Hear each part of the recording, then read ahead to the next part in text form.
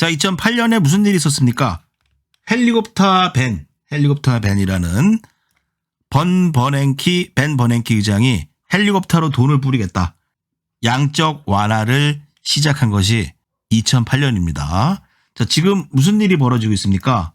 연준의 제롬 파월이 금리를 인상해서 이 뿌렸던 돈을 걷어들이겠다.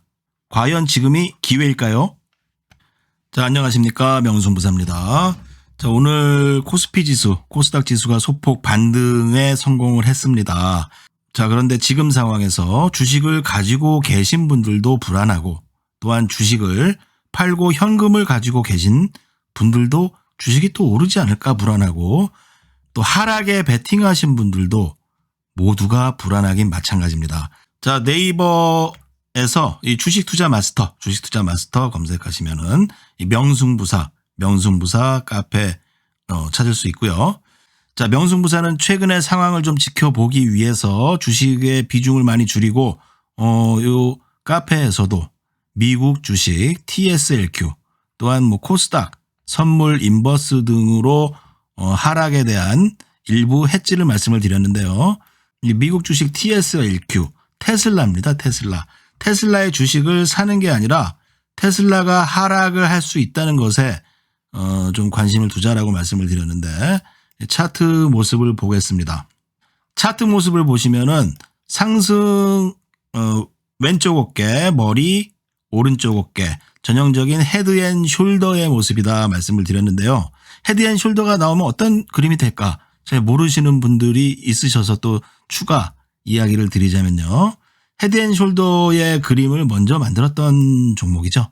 뭐 엔비디아라든지 이런 종목들이 이 지지선을 또 이탈하면서 추가 하락을 하게 되는데, 이런 추가 하락이 나오게 되면 보통 월봉의 지지선까지 하락하는 경우들이 많습니다. 그래서 이 테슬라도 저는 150불이나 애플도 100불까지도 하락할 수 있다는 것을 염두에 두시라라고 좀 조언을 드렸습니다. 정상적인 장이라면은 보통 이런 자리들을 지키고 다시 상승을 하거나 하는데, 우리 시장을 지금 짓누르는 요인들이 많이 있다는 것을 저희 방송에서 계속적으로 같이 공부를 하셨습니다. 자, 오늘 장중에 하이닉스, 삼성전자가 반등을 하는 모습이었는데요. 삼성전자는 장중에 2% 이상 상승을 하다가 1%로 조정을 주면서 끝났고, 하이닉스는 4% 이상 상승에 성공을 했는데요. 그 얘기는 바로 이 미국의 삼성 SK 중국 공장의 반도체 장비를 수출 통제 1년 유예하겠다라는 뉴스 때문이었습니다. 그런데 이 무슨 뜻이죠? 삼성 SK 중국 공장에 너희들 1년 안에 나와라, 뭐 이런 뜻이 아닐까. 저는 그렇게 보고 있습니다. 자, 그러면 삼성과 SK 하이닉스 중국 공장에 삼성이나 SK 하이닉스가 반도체 장비를 더 들여와서 확장을 할 수가 있을까요? 과연 그러면은 이제 시스템 업그레이드를 할 수가 있을까요?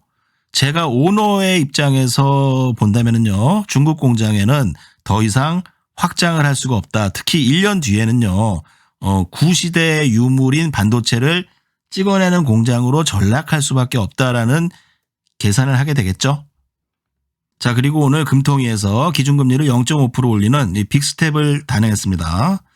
빅스텝을 단행했는데 금리가 올랐는데 왜 주식시장이 오히려 반등을 했을까? 자, 이게 무엇을 의미하느냐? 미국의 금리가 너무 높아지면요, 미국 금리, 한국의 자금 이탈이 더 가속화되겠죠. 자금 이탈 가속화. 자, 한국이나 이제 개발도상국들은 원래 미국보다 금리가 높아야 됩니다. 그래야지 이제 미국보다 한국의 금리가 높아야지 한국으로 돈이 빠져나가지 않고 들어오는 안정세를 보일 수 있는데, 이 반대로 이제 금리가 역전화된다면은, 격차가 더 벌어진다면요, 한국에 돈을 맡길 사람이 없겠죠. 한국의 돈이 더 값어치가 없게 되는 건데, 그것을 막기 위해서 우리 미국과 발맞추어서 빅스텝을 진행한 겁니다. 어쨌건 금통위에서도 지금 일어나는 상황들에 대처하는 것들이 뭐 바른 대처법입니다. 근데 이제 문제는, 그죠? 문제가 어떤 문제가 발생될까? 이 금리가 더 올라가게 되고 앞으로 6%, 7% 올라가게 되면은 이 가계 부채가 큰 위험에 빠지게 되죠. 그렇죠? 자, 그런 상황에서 이제 65억 빌딩의 건물주가 됐다. 다비치인가요? 다비치? 강민경 씨라는 분이 65억 빌딩을 샀다는데 이 마포구 합정동에 65억 원대 빌딩인데 뭐 대출이 50억 원, 대출이 15억? 뭐 저 정확히 모르겠습니다만 저는 이분이 매우 걱정된다. 매우 걱정된다. 어떤 상황이 벌어질 수 있을까요? 지금 그럴 때가 아니다. 이 대출 금리를 갚지 못하고 자산 가치가 하락을 해서 이 건물이 날아갈 수도 있을 수 있다는 상황입니다. 자영업자들 또한 이제 영끌에서 2030 영끌 세대 그런 부동산 물량이 쏟아지게 되고 신용 경색이 일어날 경우 일단 나라의 어느 정도 위기는 해소가 되겠지만 중요한 것은요. 국민들이 매우 힘들어집니다. 또 국민들이 힘들어져서 은행이 담보를 못 받으면은 또 문제가 생기겠죠. 자, 2008년에 무슨 일이 있었습니까? 헬리콥터 벤이라는 벤 버냉키 의장이 헬리콥터로 돈을 뿌리겠다. 양적 완화를 시작한 것이 2008년입니다. 자, 지금 무슨 일이 벌어지고 있습니까? 연준의 제롬 파월이 금리를 인상해서 돈의 흐름을 이 뿌렸던 돈을 걷어들이겠다. 과연 지금이 기회일까요? 자, 만일 다우존스 지수, 나스닥 지수가 중요 자리 지지선을 깬다면은 그것은요. 상승장에서 약세장의 시작의 전환점이 될 수 있다. 주식이 많이 내린 게 아니라 이제부터 하락할 수도 있다. 하락의 시작일 수도, 고통의 시작일 수도 있다는 것을 명승부사가 말씀드리려고 오늘 영상을 만들어 봤습니다. 자, 저의 댓글 보시고 밑에 명승부사의 카페 또한 명승부사 주식 카톡방 링크 타고 오시면 되고요. 저의 영상 계속해서 보시기 위해서 구독과 알림 설정 해두시기 바라겠습니다.